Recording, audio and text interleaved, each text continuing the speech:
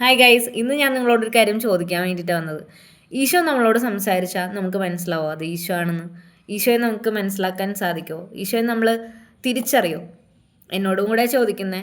അപ്പോൾ ഈശോ പറഞ്ഞു തന്നൊരു വചനം ഞാൻ നിങ്ങൾക്ക് പറഞ്ഞുതരാം.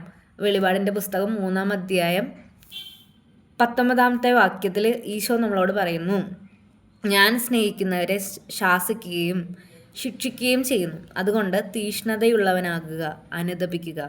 ഇതാ ഞാൻ വാതിലിൽ മുട്ടുന്നു. ആരെങ്കിലും എൻ്റെ സ്വരം കേട്ട് വാതിൽ തുറന്നു തന്നാൽ ഞാൻ അവൻ്റെ അടുത്തേക്ക് വരും, ഞങ്ങൾ ഒരുമിച്ച് ഭക്ഷിക്കുകയും ചെയ്യും. ഈശോ നമ്മളോട് എല്ലാവരുടെയും വാതിലിൽ മുട്ടുന്നുണ്ട്. നമ്മൾക്കത് മനസ്സിലാവുന്നുണ്ടോ? ഈശോൻ്റെ ശബ്ദം നമ്മൾ കേൾക്കുന്നുണ്ടോ? അല്ലെങ്കിൽ ഈശോൻ്റെ ശബ്ദം കേൾക്കാൻ നമ്മുടെ ഹൃദയം റെഡിയാണ്. നമ്മൾ അവൻ്റെ ശബ്ദം കേൾക്കാൻ നമ്മൾ റെഡിയാണോ എന്നാണ് നമ്മൾ ചോദിക്കേണ്ടത്.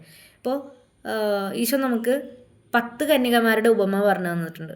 5 ശൂന്യരും 5 വിവേകമതികളും.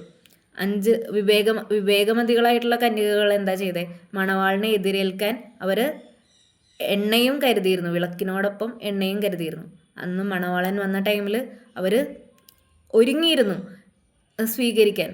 വിളക്ക് എണ്ണ അവർ കരുതിയിരുന്നു അല്ലേ?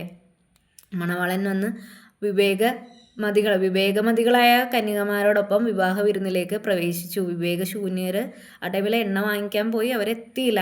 പക്ഷെ അവർ കർത്താവേ വാതിൽ തുറന്നു തരണമേ എന്ന് അപേക്ഷിച്ചപ്പോൾ മണവാളൻ പ്രതിവചിച്ചത് ഇങ്ങനെയാണ്: ഞാൻ നിങ്ങളെ അറിയുന്നില്ല, സത്യമായി ഞാൻ നിങ്ങളോട് പറയുന്നു, ഞാൻ നിങ്ങളെ അറിയുന്നില്ല.